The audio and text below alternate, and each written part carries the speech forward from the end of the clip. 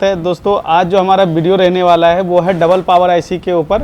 तो इसकी जितनी भी सप्लाई निकलेंगे सबके आगे ए लिखा होगा।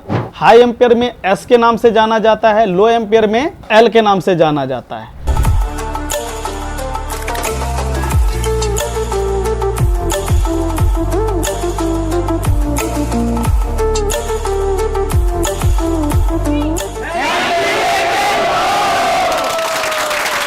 हेलो दोस्तों, एके इन्फो का यूट्यूब चैनल में आप सभी का स्वागत है। दोस्तों, आज जो हमारा वीडियो रहने वाला है वो है डबल पावर आईसी के ऊपर। और डबल पावर आईसी में कैसे आप प्राइमरी लाइन ढूंढेंगे, कैसे सेकेंडरी लाइन ढूंढेंगे, दो पावर आईसी होता है तो कितने बक होंगे, बक का काम क्या होता है, ये सारे इन्फॉर्मेशन रहेंगे इस वीडियो में। तो दोस्तों, इस वीडियो को बहुत ही ध्यान से देखना। तो जैसे कि आप देख सकते हो, यहाँ पे मैंने पोको X3 का एक मदरबोर्ड लिया हुआ है। इसके अंदर PM7150 लिखा हुआ है और इसका वर्जन जो है 002 एंड 00 है। तो दोस्तों, जब भी आपके पास डबल पावर आईसी की मोबाइल आता है, सबसे पहली बात, आप अगर पावर आईसी चेंज करते हैं तो उसमें नीचे दिए हुए जो होते हैं, इसका जो वर्जन होता है आईसी का, वो भी आपको जरूर देखना होता है, जरूर मिलाना होता है। क्या बार कैसे होता है कि वर्जन के कारण कई बार आपका हैंडसेट काम नहीं करेगा, जैसे ऑन हो जाता है, चार्जिंग का दिक्कत आएगा, या फिर ऑन नहीं होगा, या फिर ऑन होने के बाद कोई ना कोई दिक्कत करेगा। तो यहाँ पे हम वर्जन की बात कर लिया। इसकी एक दूसरी पीएम देखोगे तो यहाँ पे लिखा हुआ है 7150L 103, यानी कि 7150L 103 इसका वर्जन है। इसमें आपको कई वर्जन देखने को मिलेंगे। तो अगर आप आईसी चेंज करते हो तो वहाँ पे पार्ट नंबर के बाद जो है उसकी जो है आप वर्जन भी चेक करना ना भूलें, क्योंकि इससे भी आपका कई सारे प्रॉब्लम सॉल्व हो सकते हैं। तो अब हम सबसे पहली बात ये बात करते हैं कि डबल पावर आईसी के अंदर आप देखोगे तो इधर भी आपका बक कॉइल लगे हुए हैं, इधर के साइड भी बक कॉइल लगे हुए हैं। तो एक के अंदर आपका चार्जिंग आईसी प्लस पावर दोनों लगा हुआ है। दूसरे ऊपर वाले में आप देखेंगे तो उसमें अंदर पावर आईसी लगा हुआ है और ग्राफिक आईसी उसके अंदर लगा रहता है, लाइट और ग्राफिक। तो इसको हम किस तरीके से समझते हैं, सबसे पहला बात हम ये करते हैं, अगर हमें इस आईसी का इनपुट लाइन ढूंढना हो तो मैं आपको सबसे पहले बता देता हूं। आप जब देखोगे तो इस एरिया में इस आईसी का चार्जिंग आईसी लगा हुआ है। इस कॉर्नर पे आपको, इस कॉर्नर पे कैपेसिटर के थ्रू यहां से आपको 5 वोल्ट जो है ये इनपुट करना पड़ेगा। यहां से 5 वोल्ट इनपुट होगा इसमें, और यहां से ये स्विचिंग कॉइल के थ्रू, अब ये देखोगे ये स्विचिंग कॉइल के थ्रू यहां से फिल्टर होकर के वापिस एक रिटर्न जाएगा जो कि बैटरी कनेक्टर पे बीवेड जाते हैं, और दूसरा यहां से जो निकल करके आपका बीपीएच वोल्टेज बनेगा। तो ये इसके अंदर चार्जिंग आईसी की फॉल्ट है। दोस्तों, अगर आप चिप लेवल का मोबाइल का रिपेयरिंग करना चाहते हैं, अच्छे रिपेयरिंग करना चाहते हैं, सर्किट को पढ़ना चाहते हैं, रिपेयरिंग करना चाहते हैं अच्छे लेवल का, तो आपके पास सबसे पहला सर्किट का नॉलेज होना चाहिए। जैसे कि यहाँ पे देखोगे तो 2 पावर आईसी है। आप यहाँ पे इनपुट लाइन को अगर ढूंढोगे दोस्तों, तो ये आपको जो आईसी, जो देखो मार्क मैं जो कर रहा हूँ, देखो ये जो मैंने मार्क किया हुआ है ना, ये वाला जो आप देखोगे ये इसकी प्राइमरी लाइन है, यानी कि ये आईसी का इनपुट होगा। और ये वोल्टेज होगा, उसको बीपीएच, वीवेड, बीसीसी मेन, ये सब नाम से इसको जाना जाता है। और ये वोल्टेज चाहे आपका मोबाइल डेड हो या ऑन हो, आप नॉर्मली बैटरी लगाओगे तो यहाँ पे वोल्टेज बन जाएंगे, 101% बनेंगे। अगर ये वोल्टेज यहाँ पे नहीं बनते हैं तो जाहिर सी बात है, आप ये नीचे वाली चार्जिंग आईसी है, इनको आपको देखना पड़ेगा, और ये स्विचिंग कॉइल के थ्रू ही ये वोल्टेज बनते हैं। आप तो एक पावर ये हो गया, दूसरा पावर ये हो गया। इसमें भी इनपुट लाइन का अगर हमें ढूंढना पड़े तो यहाँ पे देखोगे ये इसका इनपुट लाइन है। इनपुट लाइन यानी कि आईसी को जो आउटपुट करेंगे ना, काम करने के लिए जो इनपुट लाइन आएगा ना, वो इसी लाइन से ही इनपुट होगा आईसी के अंदर, फिर यहाँ से जा करके आउटपुट होगा। अब यहाँ पे थोड़ा सी दिक्कत वाली बात यह आ जाता है कि इधर भी बक लगा हुआ है, इधर भी बक लगा हुआ है। तो हम कैसे पहचानेंगे कि ये बक कौन सी है, कौन सी नहीं है। और ये बक लाइन हम बोलते हैं, एक्चुअली बक कॉइल भी बहुत सारे टेक्नीशियन इसको बक कॉइल के नाम से भी जानते हैं, लेकिन समेटिक में अगर आप देखा जाएंगे तो ये किस नाम से मिलेगा, तो मैं आपको बताता हूं। इसमें देखेंगे, ये तो आपका स्विचिंग कॉइल हो गया। इसके बाद आप देखोगे 1 2 3 4 5, ये 5 कॉइल हो गया। ये 5 कॉइल जो है आपको कैसे मिलेंगे, जैसे वोल्टेज रेगुलेटर S1 है बक लाइन, लेकिन समेटिक में हमको किस नाम से मिलेगा, S1 के नाम से मिलेगा। पहला होगा तो S1, दूसरा होगा तो S2, तीसरा होगा तो S3, चौथा होगा तो S4, पांचवा होगा तो S5, छठा होगा तो S6। और अगर यहाँ पे दो पावर है, देखो एक ऊपर भी पावर लगी है, एक नीचे भी पावर लगा हुआ है, तो ये पहला पावर के अंदर जो जैसे लिखा होगा S1, उसके आगे लिखा रहेगा A, जैसे S1A, S2A, S3A, S4A, इस प्रकार से पहला पावर IC के आउटपुट में लिखा होगा। अब बात करते हैं दूसरी पावर IC का। अगर ये आउटपुट करेगा तो यहां पे भी लिखा होगा S1A, S12, S13, S14, ऐसे लिखा है, लेकिन इसके लास्ट में A की जगह B हो सकता है, C हो सकता है, D हो सकता है, यानी कि A नहीं होगा। जैसे कि यहां पे देखो, आपको एग्जांपल के थ्रू समझा रहा हूं। क्या होता है जब हम रिपेयरिंग करते हैं ना, तो हमें पता नहीं होता ये बक लाइन किससे आ रहा है, किससे नहीं आ रहे हैं। ये एक्चुअली इसमें आपको काफी ज्यादा डिटेल में समझना पड़ता है दोस्तों कि ये बक लाइन सीपीयू के कौन सी कोर के लिए लगा हुआ है, सीपीयू के अंदर कितने कोर लगे हुए हैं, एक कोर को चलाने के लिए कितनी बक लाइन चाहिए होता है, कितनी एम्पियर चाहिए होता है। ये सब चीज अगर आप डिटेल में जानते हैं ना, तो आप चिप लेवल का अच्छी तरीके से रिपेयरिंग कर पाएंगे। देखो जैसे कि यहां से निकला तो इसको हमने बोला S1A।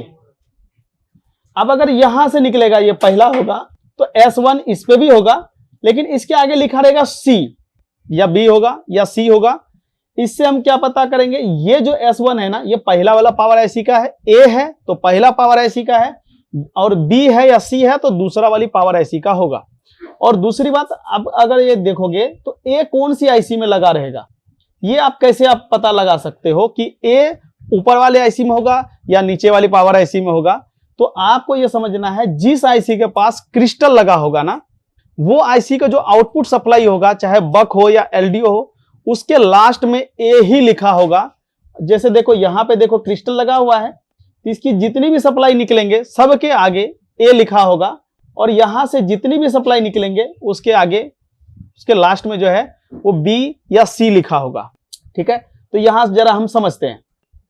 देखो जैसे कि मैं यहाँ पे ये पहला पावर IC है, इसको मैंने कॉपी करके समेटिक में जैसे मैंने यहाँ पे पेस्ट किया, तो देखो यहाँ पे BPH इसको इनपुट हो रहा है, और BPH यहाँ से इनपुट होने के यहाँ देखो S1, यहाँ पे बक नहीं लिखा हुआ है, यहाँ पे आपको वीरेज S1 लिखा हुआ है। देखो वीरेज S1 आगे लिखा है A, यानी कि ये पहला पावर IC है, और जिसमें A लिखा होगा उसके अंदर हाउसकीपिंग डिपार्टमेंट होगा। अब हाउसकीपिंग डिपार्टमेंट का क्या काम होता है, क्या कंट्रोलिंग होता है, कैसे कंट्रोल करते हैं दोनों पावर IC को, इसको दोस्तों बहुत ही डिटेल में जानना होता है। तो दोस्तों अगर आप फ्रेशर हैं या एक्सपीरियंस हैं, आपको समेटिक लेवल का काम सीखना है, आप चिप लेवल में काम नहीं कर पा रहे हैं, डबल टेकर में इशू है, ब्लैक पेस्टेड में इशू है, तो आप हमारा कोर्स को ज्वाइन कर सकते हैं। नीचे दिए गए नंबर पर आप सीट बुक करा करके जरूर आइएगा, क्योंकि हमारे पास सीट के बहुत ज्यादा कमी होता है। तो आप पहले से सीट अगर बुक करा करके आते हैं तो जाहिर सी बात है आपका जल्दी ही नंबर आ जाएंगे, नहीं तो अन्यथा आपको 2 से 3 महीने वेटिंग करना पड़ सकता है। तो आप सीट को बुक करा करके ही आए तो ज़्यादा अच्छा होगा। वैसे दोस्तों अगर कोई भी काम में आप फंस रहे हो, हमारे सिलेबस से आपको कोई भी एक लेसन फ्री ऑफ कॉस्ट में करना है, तो भी आप अपना जो डेमो क्लास बुक करा सकते हैं फ़ोन करके नीचे दिए गए नंबर पर। हम उस हैंडसेट पे आपको लाइव प्रैक्टिकल के साथ आपको डेमो दे देंगे, तो उससे भी आप नीचे दिए गए नंबर पे बुकिंग करा सकते हैं। तो यहाँ दोस्तों देख सकते हो, तो S1A लिखा हुआ है, यहाँ S2A लिखा हुआ है, S3A लिखा हुआ है। दोस्तों यहाँ पे S1 का क्या काम है, S2 का क्या काम है, S3 का क्या काम है ना, इसके अंदर BOB सप्लाई कैसे जनरेट होता है, PS होल्ड कैसे बनता है, ये सारे चीज अगर आप जानते हैं दोस्तों, तो ही आप नए हैंडसेट रिपेयर करने के लायक होंगे। तो ये हमारा पहला पावर IC हो गया। अब हम इसकी दूसरी पावर IC की बात करते हैं। देखो ये मैं दूसरी पावर IC के पास इसके गया, कोड कॉपी किया और इसके समेटिक में जाकर के यहां से मैं पेस्ट कर दिया। देखो इसमें भी BPH इनपुट हो रहा है, S1 लिखा हुआ है, वीरेज S1 लिखा हुआ है। अब यहां देखो S1 लिखा हुआ है, इसके आगे देखो क्या लिखा हुआ है, S1C, यानी कि अगर हम ट्रेसिंग करेंगे ना, अगर हमारा कोई लाइन शॉर्ट है, मिसिंग है S1C, तो मैं पहला पावर IC पे काम नहीं करूंगा, मैं इसकी जो सेकंड वाली पावर IC होगा उस पे काम करूंगा। तो ये ट्रिक आपका काम आएंगे। अगर आप टेक्नीशियन हो तो ये चीज आप दिमाग में डाल लो कि पहला पावर IC के अंदर A लिखा होगा, दूसरा पावर IC के अंदर B या C के नाम से होगा जो लास्ट में लिखा होगा। इससे आप पता कर सकते हो कि कौन से IC पे काम करना है। जैसे कि A किस पे बोलोगे, तो जिस पे क्रिस्टल लगा होगा उसको A बोलोगे। देखो मैं फिर से दिखा देता हूं आपको, जिस IC के पास क्रिस्टल लगा होगा वो A होगा, दूसरा वाला जो है वो B या C के नाम से जाना जाएगा। ओके, तो यहाँ पे मैं आपको देखो कुछ वोल्टेजेस हैं, कुछ वोल्टेज है, यहाँ पे मैं पढ़ाता हूँ कुछ। जैसे देखो यहाँ पे लिखा है वीरेज S3A, तो आप समझ सकते हो ये पहला पावर आईसी से आउटपुट है या दूसरा पावर आईसी का आउटपुट है। ये तो पहला वाला पावर आईसी का, क्योंकि ए लिखा हुआ है, देखो यहाँ पे ए लिखा है, ये देखो सी लिखा है।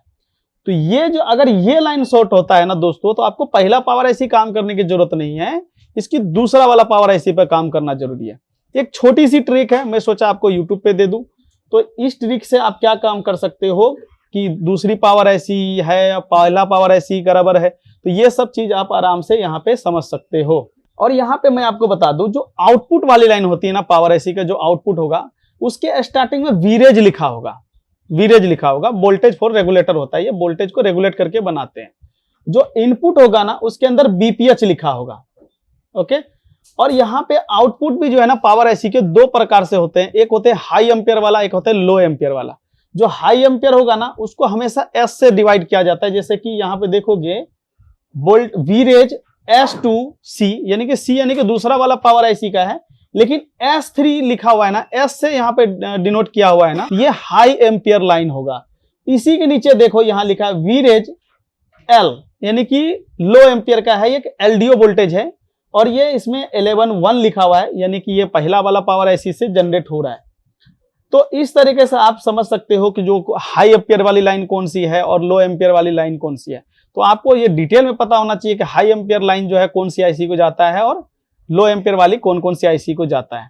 और आपकी जो मोबाइल का बूट सीक्वेंस है उसमें आपका कौन कौन सी लाइन इंपॉर्टेंट होता है। जैसे कि डेड मोबाइल आया तो हमें इसमें से कौन कौन सी लाइन को ट्रेस करनी है, कौन कौन सी लाइन को ट्रेस नहीं करना है।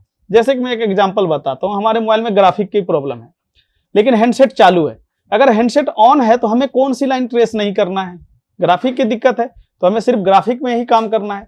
लेकिन अगर सिर्फ समझ लो ग्राफिक लाइन गड़बड़ है तो उसके वजह से हैंडसेट डेड नहीं होगा।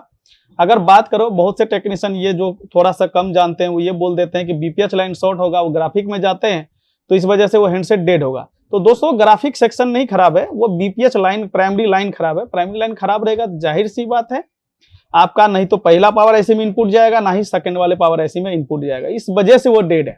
ओके दोस्तों, तो मैं आपको इस वीडियो के माध्यम से ये बताना चाहता हूं कि पहला पावर आईसी के आउटपुट में जो कोड क्या लिखा होगा, सेकंड वाला पावर आईसी के आउटपुट में कोड क्या लिखा होगा। मेरा बताने का मकसद सिर्फ इतना है कि अगर पहला पावर आईसी से अगर आउटपुट होगा तो ए लिखा होगा, और दूसरा वाला पावर आईसी से जो आउटपुट होगा उसमें सी या बी के नाम से डिनोट होगा लास्ट में, और दोनों के स्टार्टिंग में वीरेज लिखा होगा।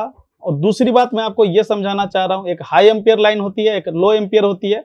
हाई एम्पियर में एस के नाम से जाना जाता है, लो एम्पियर में एल के नाम से जाना जाता है। और ए किसको बोलोगे तो जिसके पास क्रिस्टल लगा होगा उसको हम ए बोलेंगे। तो दोस्तों ये छोटी सी जानकारी के लिए आप लेकर के आया था मैं आपके लिए। मैं अगली वीडियो में आपको ये बताऊंगा लो एम्पियर की लाइन और कहां जाते हैं, कैसे जनरेट होता है, इसके अंदर बीओबी लाइन कैसे जनरेट होता है। तो मिलते हैं नेक्स्ट वीडियो में। Thank you.